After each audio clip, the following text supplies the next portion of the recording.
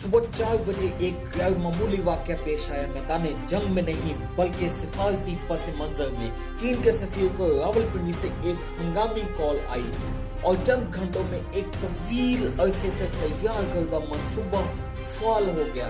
उसके बाद जो कुछ भी हुआ वो एक फिजाई झड़प नहीं बल्कि भारत की फिजाई बर्दरी के तासर का मुकम्मल खात्मा था। भारतीय फिजाइये ने मगरबी महाज पर तकरीबन 180 तैयारे इकट्ठे किए थे। इरादा था कि बालाकोट की तर्ज पर हमला करके पाकिस्तान का दिफा तोड़ना और अपनी बर्दरी साबित करना, लेकिन फिजाएं अब पहले जैसे नहीं थी। भारत 300 किलोमीटर दूर क्यों चला गया?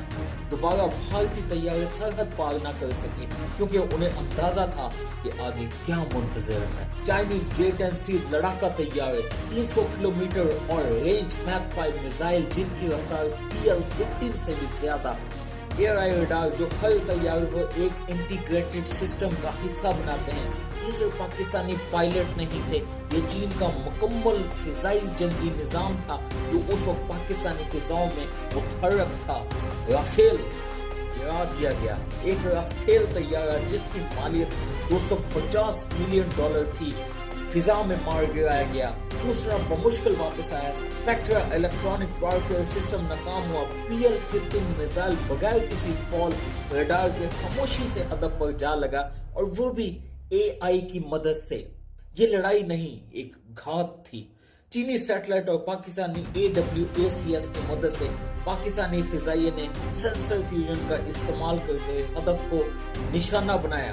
भारतीय तैयारों को हदफ का पता चला, ना ही मिसाइल का।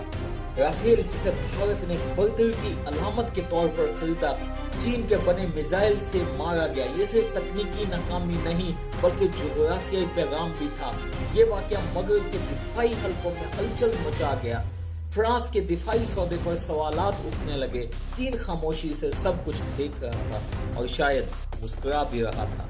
ये 2019 नहीं है, ये बालाकोट नहीं है। अब भारत को अंदाजा हो गया है कि पाकिस्तानी फिजाओं में दाखिला खुदकुशी है। राफेल क्यों नाकाम हुआ?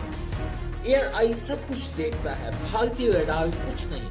खामोशी से गश्त करते J-10C तैयारे, PL-15E मिसाइल जिन्हें लॉन्ग ऑन होने के बाद फायर किया गया। राफेल को जब एहसास हुआ मिसाइल सिर्फ 50 किलोमीटर दूर था, रफ्तार मैक 5, वक्त सिर्फ 9 सेकंड, नतीजा बचाओ मुमकिन नहीं था। $250 मिलियन का राफेल एक से जायद निशाना बन गए। भारतीय फिजाइया अब अपनी ही सरहद से 300 किलोमीटर पीछे जा चुकी है। भारत ने प्लेटफॉर्म खरीदे लेकिन पाकिस्तान ने एक मुकम्मल क्लिंग चेन बनाई। स्पेक्ट्रा EW गैरमौसर, फ्रांसीसी इंजीनियरिंग गैरमौसर, भारतीय पायलट नाकाम, उनके खिलाफ जंग मशीनें लड़ रही थी जिन्हें वो देख भी नहीं सकते थे। नतीजा क्या निकला? खामोश फिजाई गलबा। ये सिर्फ एक लड़ाई नहीं थी बल्कि एक नया दौर था। C4ISR यानी command control communication computers, intelligence surveillance और रेकी ने जंग जीती।